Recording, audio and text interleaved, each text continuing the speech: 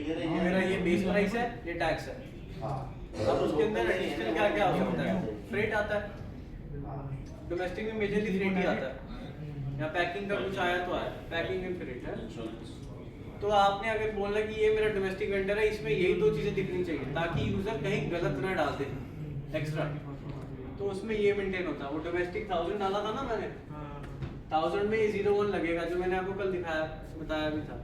तो वो जो डोमेस्टिक वेंडर है जिसको 1000 लगा है, उसकी तरफ वो दो ही कंडीशन दिखेगी, तीसरी डालेगा ही नहीं, जो कि इजी रहता है उसके लिए भी। सिलेक्शन नहीं करना, ये नहीं करना, 50 डाल दी मैंने, उसमें समझ नहीं आया। सेम आता है इंपोर्ट। इंपोर्ट में क्या हो जाता है? Insurance, ocean freight, air freight, sea transport, domestic transport,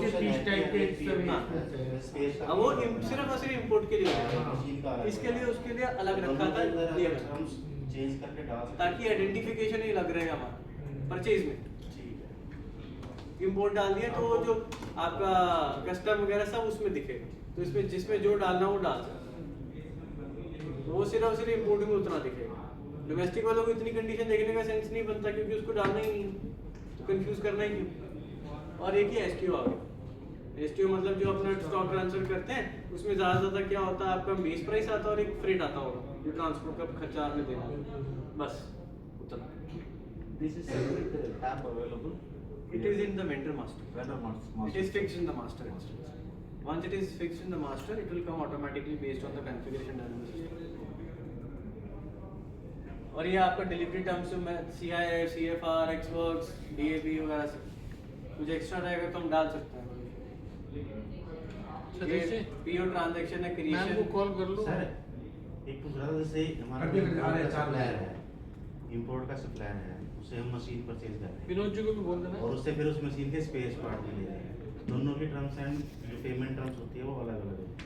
PO में चेंज हो जाएगी PO। लेकिन वो हम देते नहीं है सर, आई थिंक इसमें भी नहीं देंगे वो सर आपका कॉल है, मेरा कॉल मेरे सिस्टम में सब अवेलेबल है। आप अब आपके सिस्टम में अवेलेबल हमारा है। डी में भी था ये चीज़ें कि आप PO बनाते समय आप चेंज कर लो पेमेंट, बाद में काफ़ी मिसयूज हुए उसके, तो फिर बाद में हमने हटवा ही दिया। वो सर वो ये आपके ऊपर ही वो आपस में बात करेंगे ना। आप कर लीजिए, कोई पॉइंट लिख पेमेंट टर्म्स चेंज करने का option view to be confirm by the business. अब हमने गेट एंट्री की बात करी। Gate entry